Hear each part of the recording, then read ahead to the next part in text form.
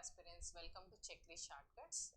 ఈ రోజు మనం ఆర్ఆర్బి ఎన్టీపీసీ ఒక మార్క్స్ వెయిటేజ్ ఎలా ఉందో చూద్దాం.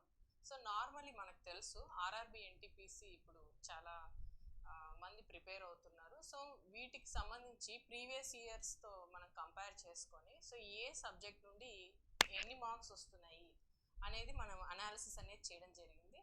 సో ఫస్ట్ మనం ఇక్కడ అందరికీ తెలిసిందే సిబిటి కంప్యూటర్ బేస్డ్ టెస్ట్. ఇక్కడ ఫస్ట్ టైర్ 1 టైర్ 2లో వచ్చేసి టైర్ 1లో వచ్చేసి ఏంటి మనకి జనరల్ అవేర్నెస్లో 40 మార్క్స్, మ్యాథ్స్లో వచ్చేసి 30 మార్క్స్, అలాగే రీజనింగ్లో 30 మార్క్స్, టోటల్గా 100 మార్క్స్ అనేది ఉంటుంది.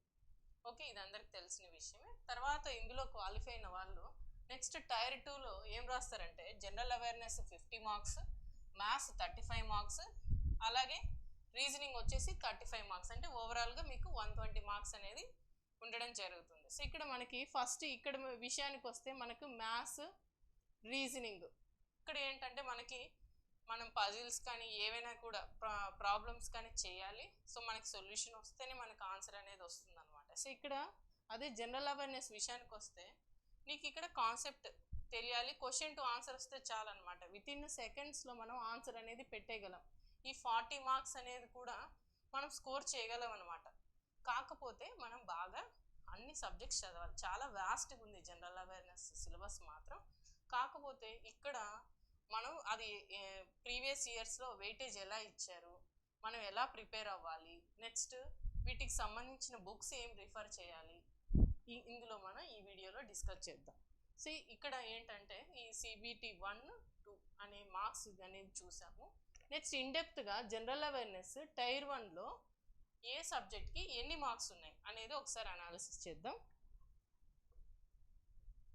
సో ఇక్కడ ఏంటంటే ఇది నేను చెప్పేది కాదనమాట. సో ప్రీవియస్ ఇయర్స్ బేస్ చేసుకొని అలాగే ఒక 4 ఎన్టీపీసీస్ కంపేర్ చేసుకొని మనం ఏ సబ్జెక్ట్ నుండి ఎన్ని మార్క్స్ వస్తున్నాయి అని ఒక అనాలిసిస్ చేశాను నేను.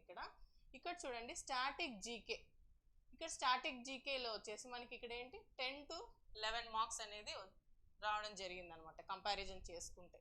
నెక్స్ట్ ఇక్కడ హిస్టరీలో 7 to 8 మార్క్స్, హిస్టరీలో 7 to 8 మార్క్స్ అనేది రావడం జరిగింది. నెక్స్ట్ ఇక్కడ ఇండియన్ హిస్టరీలో 7 to 8 మార్క్స్. నెక్స్ట్ జాగ్రఫీలో వచ్చేసి 6 to 7 marks. Next science 2 to 3 marks అనమాట. అన్నిట్లో పోల్చుకుంటే సైన్సే తక్కువ అడిగారంట అన్ని షిఫ్ట్లలో.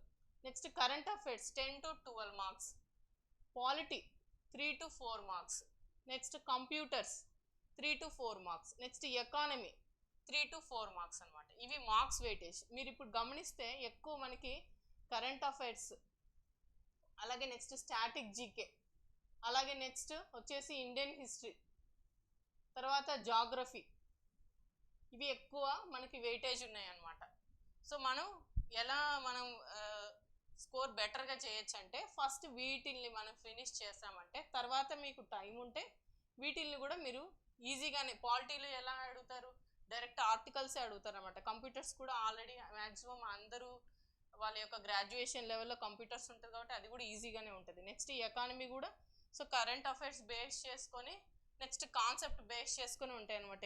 కొంచెం ఈజీగానే మనం ఈ మార్క్స్ కూడా గెయిన్ చేయొచ్చు. కాకపోతే నెగటివ్ మార్కింగ్ ఉంటాయి కాబట్టి సో ఇక్కడ మనము చాలా జాగ్రత్తగా పడాలి. మనం వచ్చిన ఆన్సర్స్ మాత్రమే మనం రాసి రావాలన్నమాట. లేకుంటే మనం నెగటివ్లోకి వెళ్ళిపోతాం మన మార్క్స్ అనేది. సో మీరు జనరల్ అవేర్నెస్ నేను వచ్చేసి ఈ మార్క్స్ అనేది మీకు ప్రీవియస్ ఎన్టీపీసీ బేస్ చేసుకొని ఏ సబ్జెక్ట్ నుండి ఎందులో ఎక్కువ వచ్చాయి అనేది మీకు చెప్పడం జరిగింది. సో మీరు ఒకసారి అనాలిసిస్ చేయండి. మీకు ఏది బెస్ట్గా మీకు ఈజీగా ఉంటుందో దాన్ని ఫస్ట్ కంప్లీట్ చేయండి. లేదా నెక్స్ట్ వెయిటేజ్ ప్రకారం మీరు చూసుకున్నట్లయితే వీటి సబ్జెక్ట్స్కి మీరు ఎక్కువ ఇంపార్టెన్స్ ఇవ్వండి. నెక్స్ట్ ఈ రోజు నుండి ఎన్టీపీసీ సంబంధించి జనరల్ అవేర్నెస్ ఫ్రీ క్లాసెస్ మన చెక్లిస్ట్ షార్ట్కట్స్ యాప్లో మీకు ఫ్రీ క్లాసెస్ అనేది రావడం జరుగుతుంది.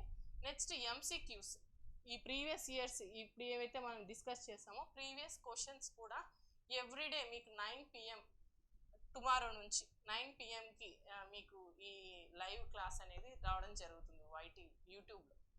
ఓకేనా? సో ఇదండి జనరల్ అవేర్నెస్ గురించి. Okay, thank you.